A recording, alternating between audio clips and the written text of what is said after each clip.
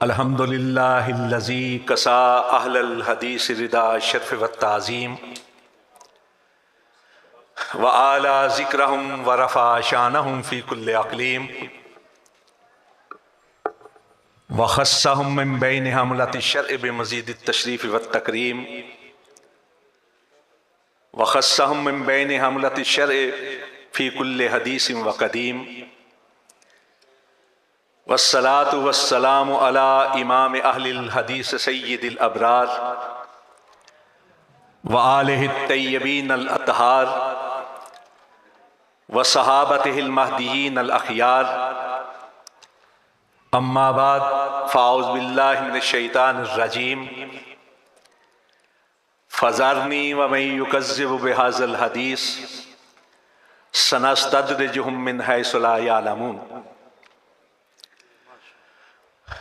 अहलुल हदीस हमू अहलुन नबी,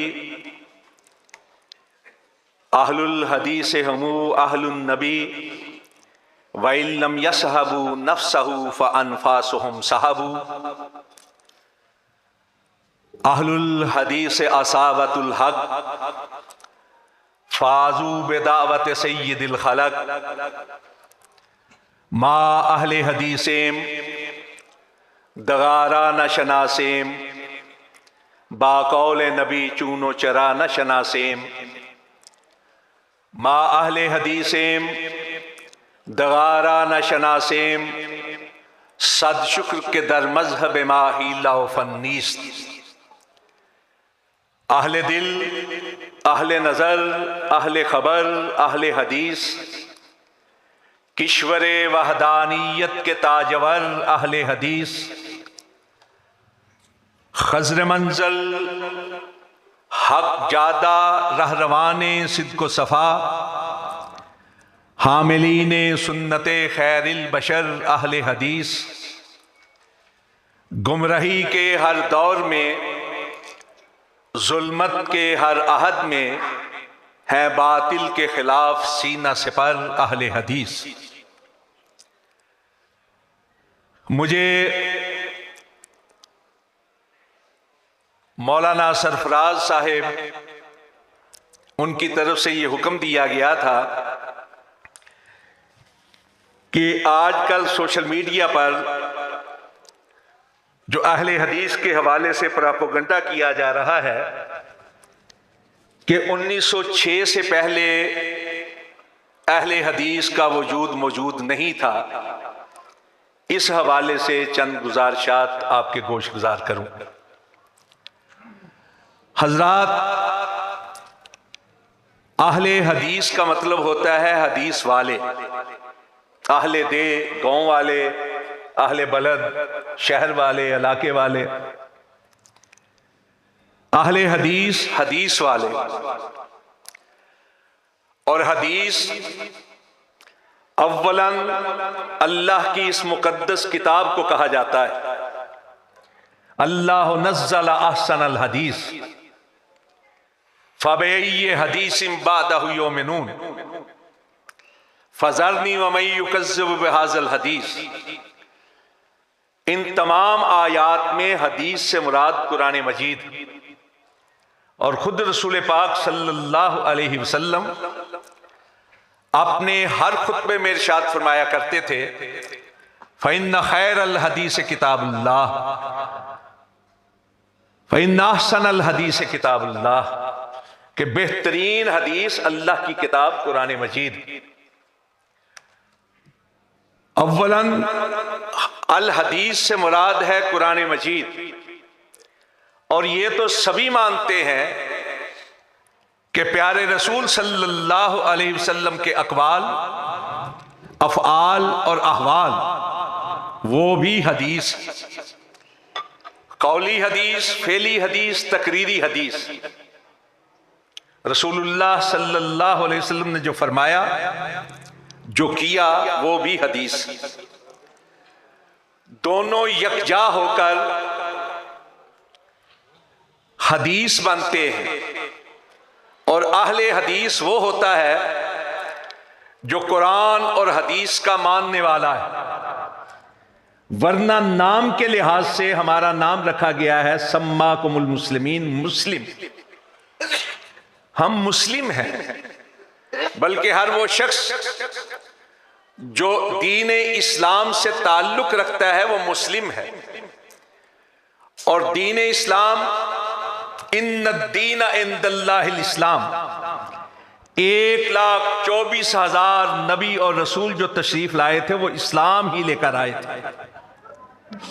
यही वजह है कि कुरान मजीद में हजरत इब्राहीम की जो दुआ है, वजालना मुस्लिमैन लका, अपने और इस्माईल अलैहिस्सलाम के बारे में मुस्लिम का लफ्ज, दीगर अंबिया के लिए मुस्लिम का लफ्ज, हम भी मुस्लिम हैं, लेकिन अहले हदीस हमारा सिफती नाम है, वस्फी नाम। और यह नाम उस वक्त मुरव्वज हुआ जब फतूहात इस्लामी फैली, इस्लामी फतूहात बढ़ती चली गई, लोग कसरत के साथ जोक दर जोक मुसलमान होते चले गए। मुसलमान तो हो रहे थे, लेकिन इस्लामी तालीमात से वाकिफ नहीं थे। इबादात के मामलात से उन्हें आगाही नहीं थी। चुनाचे वो सवाल करते थे उलमाए किराम से कि हमारे इस मसले का हल क्या है, हमें बताया जाए। तो उस वक्त जवाब देने वाले दो हिस्सों में तकसीम हो गए। एक वो लोग थे जो उनके सवालों का जवाब कुरान और हदीस की रोशनी में देते थे, और एक वो लोग थे जिनके पास कुरान और हदीस का इल्म नहीं था। वो अपनी राय और क्यास से काम लेकर उनको जवाब देते थे। यह तकसीम हो गई। ऐसे में जो कुरान और हदीस को मद्देनजर रखते थे उनको अहलुल हदीस कहा गया, और जो लोग राय और क्यास से काम लेते थे उनको अहलुल राय वल क्यास कहा गया। इस बात की तौज़ीह की है अल्लामा इब्न खल्दून रहमतुल्लाह अलैह ने अपने मुकदमा-ए तारीख के अंदर, जिसे मुकदमा इब्न खल्दून कहा जाता है। और मुकदमा इब्न खल्दून एक मारूफ और मकबूल किताब है जो मुसलमानों ही में नहीं बल्कि यूरोप के अंदर भी बाकायदा निसाब का हिस्सा है। बिलखसूस इमरानियात के इल्म के हवाले से, शहरी आबादियों के मामलात के हवाले से, उनके तमद्दुन के हवाले से, उनकी तहजीब के मामलात के हवाले से अल्लामा इब्न खल्दून रहमतुल्लाह अलैह ने लिखा है कि दो किस्म के गिरोह पैदा हुए। एक गिरोह वो था जो कुरान और हदीस को अहमियत देता था, उसको अहले हदीस कहा जाता था, और जो राय और क्यास से काम लेता था उसको अहलुल राय वल क्यास कहा जाता था। यही बात अल्लामा शहरस्तानी ने अपनी किताब अल मिलल वन नहल के अंदर लिखी, और यही बात अल्लामा इब्न हज़म रहमतुल्लाह अलैह ने अपनी किताब किताबुल फसल फिल मिलल वन नहल के अंदर नकल की। और सिर्फ यही नहीं, यही बात लाहौर जमात इस्लामी का एक मकतबा है इस्लामिक पब्लिकेशंस, उन्होंने अल्लामा रागिब अत्तब्बाक की किताब शाया की है 2 हिस्सों में, और उसका नाम है तारीख़े उलूम व अफ़कार इस्लामी। तारीख़े उलूम व अफ़कार इस्लामी, उसकी जिल्द 2 सफ़ा 40 और 41 के ऊपर यही बहस उन्होंने नकल की। उन्होंने कहा कि 2 किस्म के गिरोह पैदा हुए। एक कुरान और हदीस से काम लेने वाला, उसको अहले हदीस कहा जाता था और उनका मरकज हिजाज मुकद्दस था, और दूसरा गिरोह जो राय और क्यास से काम लेता था उसको अहलुल राय वल क्यास कहा जाने लगा, और उनका मरकज इराक था, कूफा और बगदाद था। इस्लामिक पब्लिकेशंस की तरफ से अल्लामा रागिब अत्तब्बाक का जो तर्जमा है 2 जिल्दों के अंदर, उसके अंदर ये चीज लिखी है। और यही बात शाहजहां के दौर के अंदर एक फारसी में किताब लिखी गई जो सूफियत के इल्म पर मखज़न असरार के नाम से, उसका उर्दू तर्जमा करके लाहौर के अल फैसल ने उसको शाया किया है। और वो किताब लिखी है अब्दुल रहमान चिश्ती ने, और उसके इब्तिदाइया में लिखा है कि ये किताब ख्वाजा मोइनुद्दीन चिश्ती अजमेरी के बातनी इशारे पर लिखी गई।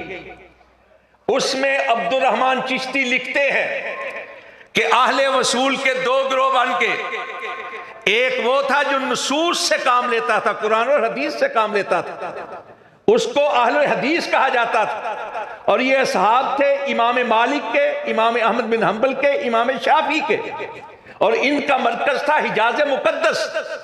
और दूसरा गिरोह जो राय और क्यास से काम लेता था, उनको अहलुर राय वल क्यास कहा जाने लगा, और ये असहाब थे इमाम अबू हनीफा रहमतुल्लाह अलैह के, और इनका मरकज था अराक।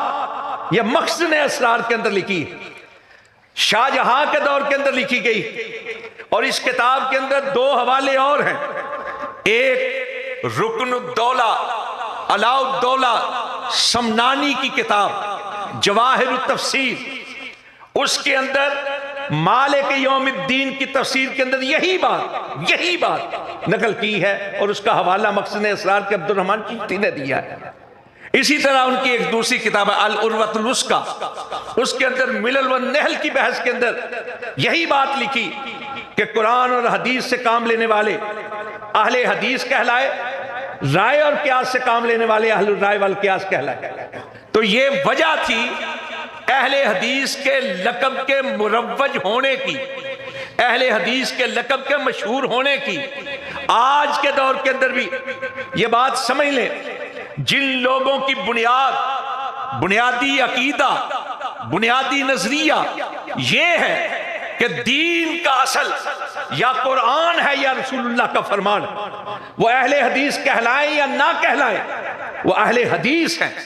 और जिन लोगों का नजरिया ये है कि राय और क्यास को अहमियत देनी चाहिए, हर बात को, दीन की हर बात को अकल की कसौटी पे परखना चाहिए, वो लोग अहले हदीस नहीं है, खा अहले हदीस कहलाएं। तो ये वजह थी, वरना हम मुस्लिम हैं। अहले हदीस हमारा वस्फी नाम। जहां तक ये बात है कि 1906 से पहले नहीं थी, पहली बात तो ये है कि इसी हवाले में देख ले, सिर्फ बजर शरीफ के अंदर, वरना आप हदीस की किताबों को उठाएं, बिलखसूस तिरमिज़ी, सुनन तिरमिज़ी जो है, जगह जगह आपको अहले हदीस का लफ्ज मिलेगा। बल्कि इससे भी बड़ी बात जो मैं अर्ज करना चाहता हूं, मैं ये अर्ज करना चाहता हूं, इमाम शाबी रहमतुल्लाह अलैह कौन थे? इमाम शाफी नहीं, इमाम शाबी। ये जलीलुल कदर ताबी थे। 500 सहाबा इकराम से इनकी मुलाकात हुई थी। वो लिखते हैं तज़किरतुल हुफ़ाज़ में, उनका कौल है, लो इस्तकबल तो मस्तकबर तो मा हद्दस तो इल्ला बिमा अजमा अलैहि अहलुल हदीस, कि जिस चीज का मुझे बाद में पता चला, अगर मुझे पहले पता चलता तो मैं कोई ऐसी हदीस बयान ना करता कि जिस पर अहले हदीस का इजमा ना।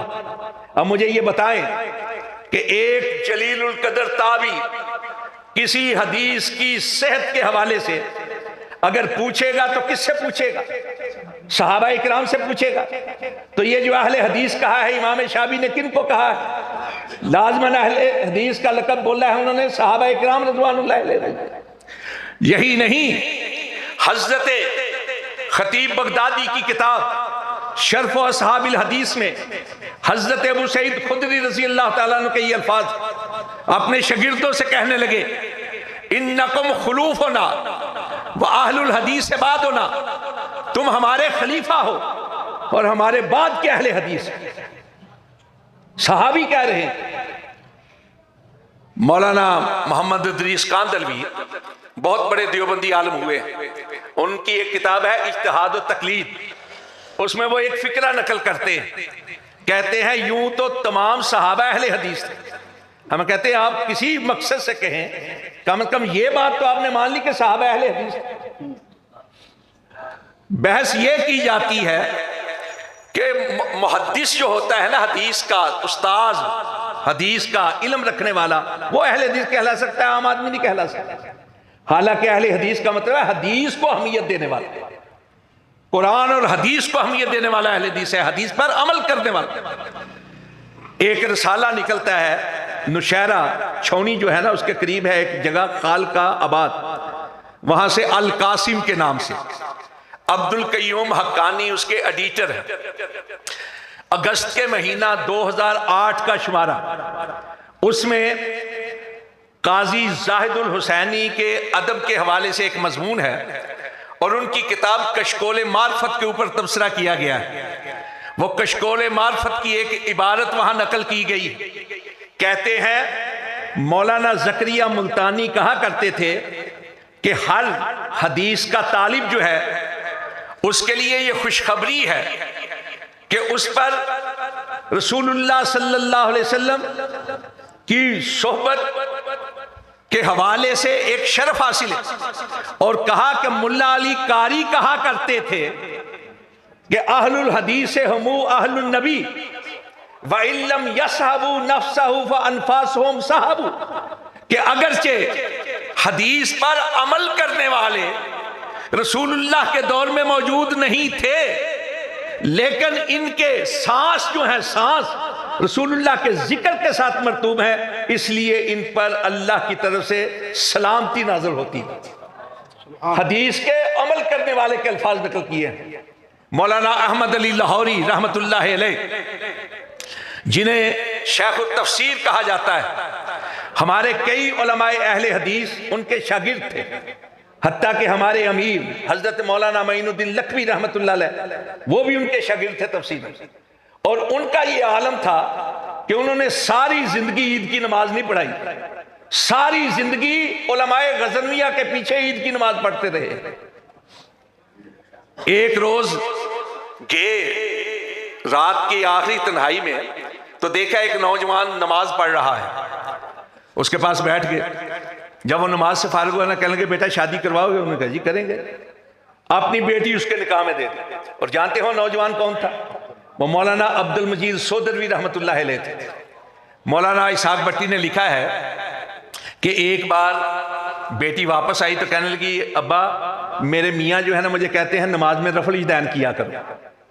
तो मौलाना अहमद अली लाहौरी कहने लगे कि बेटा कर लिया करो, दोहरा सवाब मिलेगा, एक नबी की सुन्नत पर अमल करने का, एक खामद की इताअत का। ये मौलाना अहमद अली लाहौरी, उनके मलफूजात पर एक मुश्तमिल किताब है अत-तय्यबात, मलफूजात तय्यबात। उसके सफ़ा 150 पर लिखते हैं कि मैं हनफी और कादरी हूं, अहले हदीस ना हनफी है ना कादरी है, मैं उन्हें हक पर मुसलमान समझता हूं और वो 40 साल से मेरी मस्जिद में आ रहे हैं। किनको कहा है? उलमा को नहीं कहा, आम फर्द को कहा है जो हदीस पर अमल करने वाला है। मौलाना रशीद अहमद लुधियानवी, उनकी किताब है फतवे की आसनुल फतावा, उसके सफ़ा 212 के ऊपर वो लिखते हैं कि दूसरी या तीसरी सदी में नजी और फुरुई इख्तिलाफात पैदा हो गए थे मुसलमानों में। उसकी वजह से शाफी, मालकी, हम्बली, हनफी और अहले हदीस गिरोह पैदा हुए और हम हक को इन्हीं 5 पर मुनहसर समझते हैं।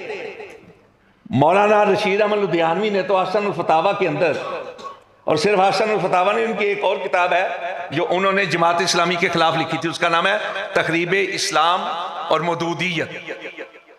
उसके सफ़ा 4 पर भी यही इबारत है। वो आम लोगों को कह रहे हैं अहले हदीस, और इनका वजूद मान रहे हैं दूसरी तीसरी सदी में। इसी तरह मौलाना अब्दुल हक हक्कानी, जिनकी तफसीर है तफसीर हक्कानी, उनकी एक किताब है हक्कानी इस्लाम, उसके अंदर वो लिखते हैं, कहते हैं कि अहले हदीस भी अहले सुन्नत में है, और अहले हदीस जो है ये भी मुसलमान। किनको कहा जा रहा है? जो आम अफराद हैं उनके लिए। मुफ्ती कफायतुल्लाह देहलवी रहमतुल्लाह अलैह, उनकी किताब है कफायतुल मुफ्ती, उसकी जिल्द 3 के अंदर सवाल का जवाब नंबर 370, उसमें कहते हैं कि हाँ अहले हदीस अहले सुन्नत में से हैं, महज तर्क के तकलीद की वजह से कोई शख्स अहले सुन्नत से खारिज नहीं होता। तो हजरात, अहले हदीस के वजूद के हवाले से मैं कुछ और अर्ज करना चाहता हूं। 1906 की बात इसलिए की जाती है कि 1906 में बर्रे सगीर में आल इंडिया अहले हदीस कॉन्फ्रेंस की तश्कील हुई थी, म्योनात के एक कॉन्फ्रेंस के मौके पर। और उस कॉन्फ्रेंस में सिंध के उलमाए किराम भी गए हुए थे, पंजाब के उलमाए किराम भी गए हुए थे, बंगाल और बिहार के उलमाए किराम भी गए हुए थे, बल्कि दूर दराज के इलाकों के उलमाए किराम वहां मौजूद थे। उसके अंदर हजरत शेखुल हदीस मौलाना अब्दुल्ला गाजीपुरी, उनको अमीर बनाया गया, और हजरत शेखुल इस्लाम मौलाना सनाउल्लाह अमृतसरी रहमतुल्लाह अलैह को नाजिम बनाया गया। तो लोग कहते हैं जी उससे पहले अहले हदीस नहीं थे। और अल्लाह के बंदों, अगर अहले हदीस नहीं थे तो तंजीम किन की बनी थी? खुद हजरत मियां नजीर हुसैन देहलवी रहमतुल्लाह अलैह 1857 में रावलपिंडी में कैद कर दिए गए थे तहरीक आजादी की वजह से। 1857। मैं अभी आते हुए देख रहा था, हमारे गुजरावाला के करीब एक गांव है भवानी दास, कोट भवानी दास, उसकी मस्जिद के ऊपर ना संग पत्थर लगा हुआ है तारीख का। वो पता कौन सी तारीख थी? 1188 हिजरी, यानी ये बनता है 1772 ईस्वी।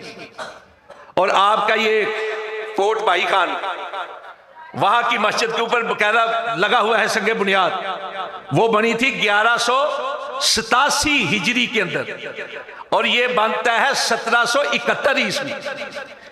आगरा में मैं गया, वहां आगरा का जो स्टेशन है उसके प्लेटफॉर्म नंबर 1 के साथ मस्जिद औरंगजेब के दौर में बनी थी, और उसके ऊपर लिखा हुआ है 1083 हिजरी। तो उसको पढ़ के ना मैं खुश हो गया, इसलिए खुश हुआ कि चीनी वाली मस्जिद 1080 हिजरी की बनी हुई है, यानी 1668 ईस्वी। और इससे भी बड़ी बात ये, मैंने मक़सद असरार का हवाला दिया है। शाहजहां के दौर के अंदर फारसी लुगत की एक किताब लिखी गई, उसका नाम है मुंतखबुल लुगात शाहजहानी, और लिखने वाला है अब्दुल रशीद अब्दुल गफूर हसनी। उस वक्त जो हमारे सैयद लोग थे, या हसनी कहलाते थे या हुसैनी कहलाते थे, उससे पहले अलवी कहलाते थे। शाह साहब इस तारीख को बेहतर जानते हैं। तो उनका नाम था अब्दुल रशीद अब्दुल गफूर हसनी। उसने मेरा एक रतन बाबा के नाम से आदमी का जिक्र हुआ है। रतन बाबा वो था जिसको रतन हिंदी भी कहा जाता है, जिसने ये दावा किया था कि मैं अल्लाह के रसूल का सहाबी हूं, और ये दावा किया था उसने रसूलुल्लाह के 700 साल बाद, और वो रहने वाला था अजमेर के इलाके का। कहने लगा जी मुझे अल्लाह के रसूल ने दुआ दी थी इसलिए मेरी उम्र जो है ना लंबी हो गई है। रतन हिंदी उसको कहा जाता है। तो कई लोगों ने उसको सहाबी मानना शुरू कर दिया। तो मुंतखबुल लुगात शाहजहानी में, जो शाहजहां के दौर में लिखी गई, उसमें वो कहता है बाजे गोए आज असहाबे रसूल वले अहले हदीस इनकार भी फरमूदन, कि बाज लोग कहते हैं हाँ वो सहाबी है, लेकिन अहले हदीस इस बात का इनकार करते हैं। अब मुझे बताएं, फारसी में लिखी गई लुगत, इंडिया के अंदर लिखी गई लुगत, जिस आदमी पर बहस हो रही है वो अजमेर का रहने वाला है, तो अजमेर के रहने वाले का इनकार अगर किया है यहां के लोगों ने, तो अहले हदीस कौन है?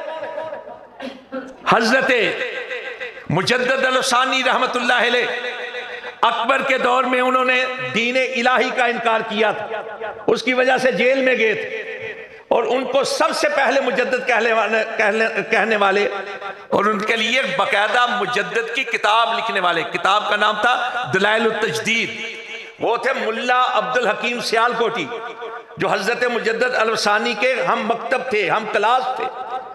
मुल्ला अफजल सियालकोटी के शागिर्द उन्होंने, यानी उस दौर के मुल्ला अब्दुल हकीम, जिन्हें बाद में शाहजहां ने 2 बार चांदी के साथ तोल के चांदी उनको दी थी, उन्होंने जब शेख अब्दुल कादिर जिलानी रहमतुल्लाह अलैह की गुनियत तालिबीन का तर्जमा किया फारसी में, उस वक्त फारसी बोली पढ़ी जाती थी, उर्दू तो अंग्रेज के दौर में मुरव्वज हुई है, तो उसमें तर्जमा एक फिक्रा आता है जो शेख अब्दुल कादिर जिलानी ने लिखा है, अलामत अहलिल बिदअ अल वक़ियत फी अहलिल असर।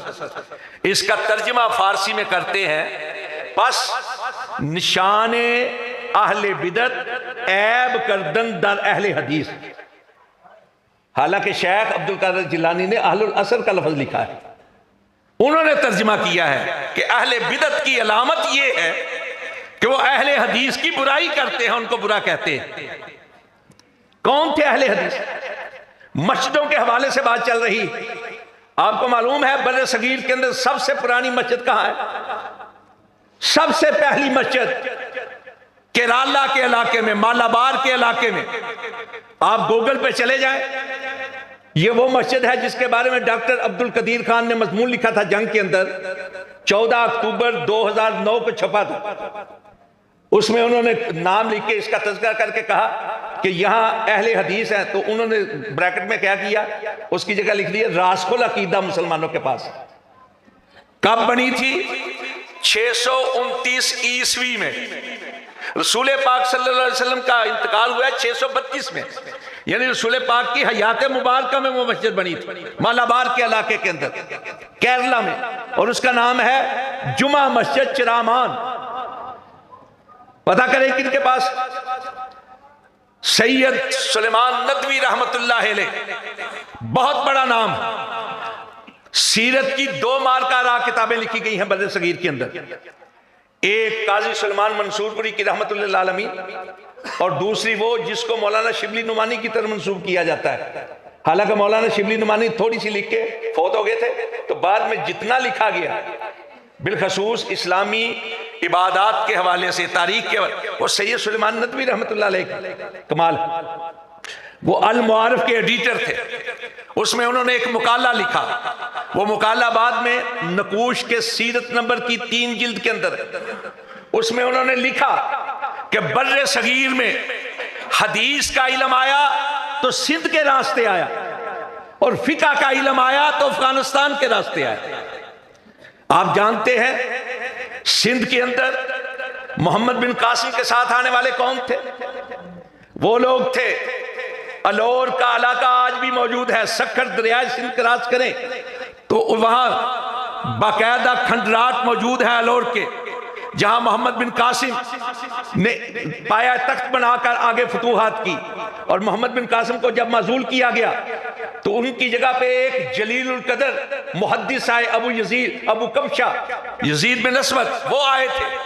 उन्होंने आकर यहां बतौर हुक्मरान के, मुहद्दिस भी थे, हुक्मरान भी थे, हदीस का इल्म भी देते। चुनाचे बाद में बिशार मुकद्दसी आया, उसने किताब लिखी अहसनुत तक़सीम फी मारफतिल अकालीम।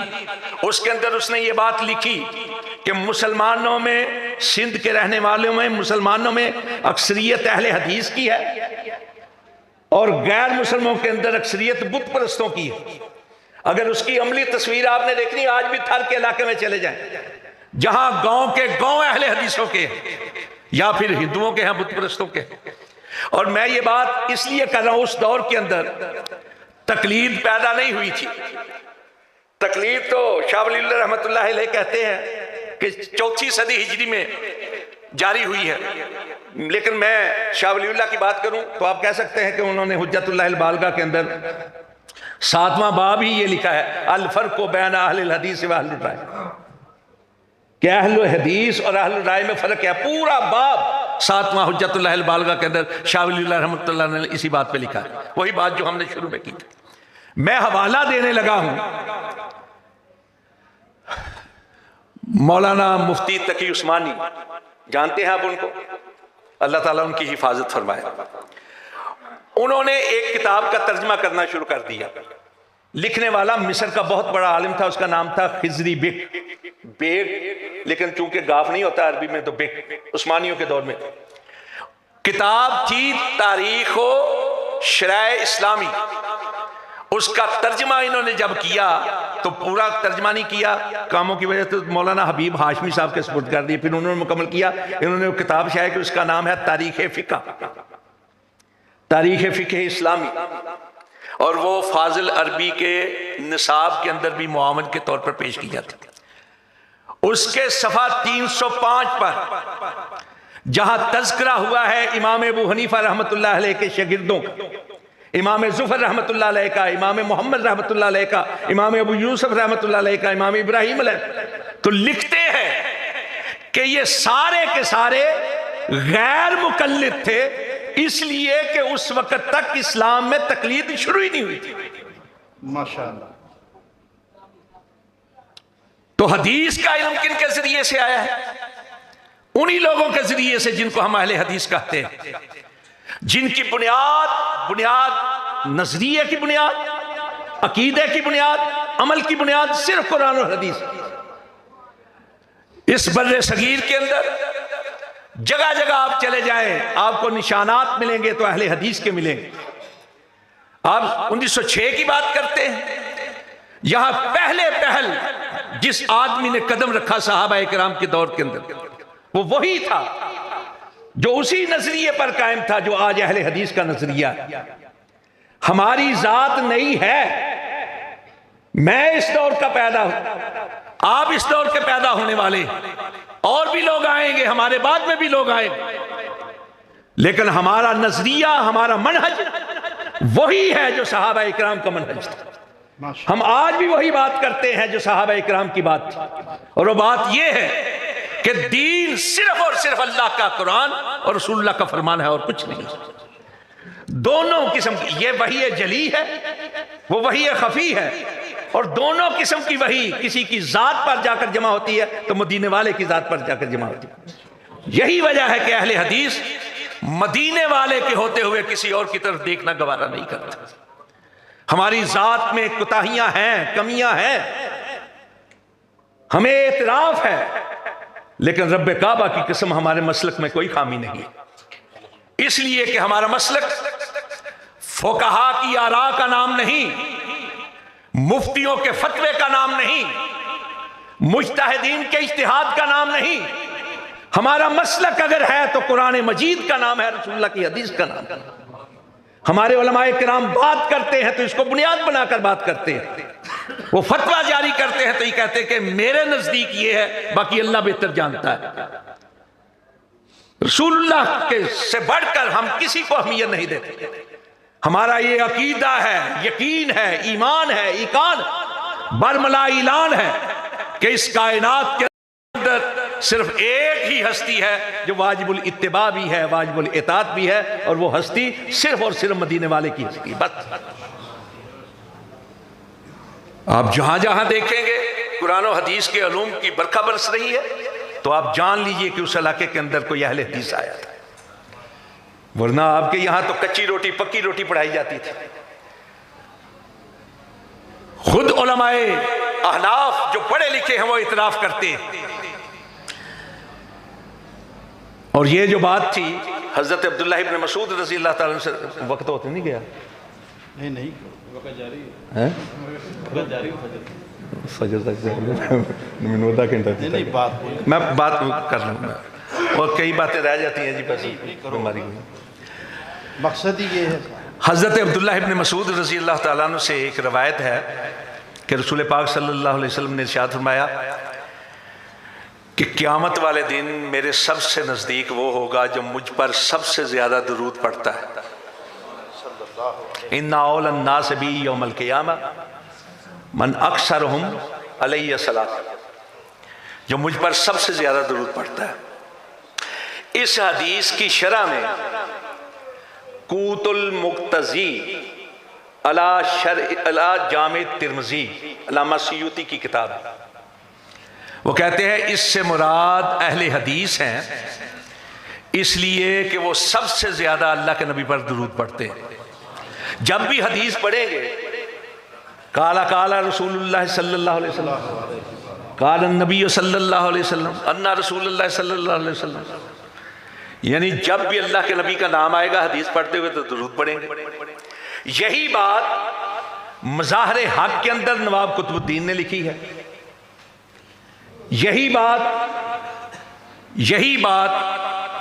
उम्दतुल कारी के अंदर मुल्ला अली कारी हनफी रहमतुल्लाह अलैह ने लिखी है, यही बात अल्लामा इब्न क़य्यिम रहमतुल्लाह अलैह, इमाम इब्न क़य्यिम रहमतुल्लाह अलैह ने जिलाउल इफ़हाम के अंदर लिखी है। इससे भी बढ़कर सियालकोट में एक मकतबा है, मकतबा लासानिया, इकबाल रोड पर। अल्लामा इकबाल के जो घर था उसके साथ 2 घर छोड़ के, बरेलवी हजरत, उसका नाम है मकतबा लासानिया, पीर जमात अली शाह साहब के नाम पर। उन्होंने एक किताब शाया की थी इमाम सखावी की, अल कौलुल बदी, वो भी दुरूद के मसाइल के ऊपर। उसमें तो एक मुस्नद फरदौस के हवाले से एक हदीस भी ले आए। कहते हैं कि हजरत अनस रजी अल्लाह ताला अन्हु से रवायत है कि क़यामत का दिन होगा, अहले हदीस आएंगे मामुल मुहाबिर, उन दवातों को लेकर जिनकी स्याही में कलम डुबोकर वो अल्लाह के नबी की हदीसें लिखा करते थे। तो अल्लाह रब्बुल इज्जत जिब्रील के जरिए से कहेंगे इंतलिकू इलल जन्नह, जाओ जन्नत में दाखिल हो जाओ, इसलिए कि तुम सबसे ज्यादा अल्लाह के नबी पर दुरूद भेजा करते। इससे बढ़कर हमारा इजाज और क्या हो सकता है। लेकिन बात फिर मैं वही करूंगा कि लाख अहले हदीस कहलाए, लेकिन अगर वो हदीस को बुनियाद नहीं मानता, अगर वो हदीस की बजाय अपनी अकल और राय और क्यास को अहमियत देता है या किसी और फर्द को अहमियत देता है या हदीस पर अमल नहीं करता, वो अहले हदीस नहीं। और जो शख्स बुनियाद मानता है कुरान और हदीस, वो अहले हदीस कहलाए या ना कहलाए, वो अहले हदीस है। हम मुस्लिम हैं, मुस्लिम हैं, हमारा नाम अल्लाह ने मुस्लिम रखा है, लेकिन हमारा वस्फी नाम है हमारे शौक की वजह से, हमारी मोहब्बत की वजह से, कुरान और हदीस के साथ मोहब्बत की वजह से, कुरान और हदीस के अलूम के साथ मोहब्बत की वजह से, कुरान और हदीस की खिदमत करने वालों से मोहब्बत की वजह से। ये हमारा वस्फी नाम है, इसको कोई नहीं छीन सकता और इससे हमें कोई हिचकिचाहट का मुजाहरा नहीं करना चाहिए, इसलिए कि इस कायनात के अंदर सबसे मुकद्दस ग्रोह अगर कहलाता था तो अहले हदीस कहलाता था, और वो मुकद्दस ग्रोह किसी और का नहीं, मुहद्दिसीन किराम का ग्रोह था। इसलिए इस पे हिचकिचाहट का मुजाहरा नहीं करना चाहिए, सीना तान के कहना चाहिए हम अहले हदीस। अब तो हमारे शहादा की वजह से, हमारे बुजुर्गों की कुर्बानियों की वजह से अब तो लोग कान लगाकर सुनते हैं कि देखें अहले हदीस कहते क्या। हमारे वालिद साहब फरमाया करते थे कि अगर आसमान जितना बड़ा लिख सकते हो ना अहले हदीस तो लिखो। बिलखसूस जो मसाजिद वाले हैं, मदारस वाले, उनको लफ्ज़ अहले हदीस लाजिमन शामिल करना चाहिए और इनके जो है ना बड़े बड़े वो बाहर लगाने चाहिए बोर्ड रोडों पर, लोग पढ़ते हुए जाएं और लोगों को पता चले कि इंशाअल्लाह अज़ीज़ ये सदी अहले हदीस की सदी है। वाक़ूलु क़ौली हाज़ा अस्तग़फ़िरुल्लाह ली व लकुम अजमईन।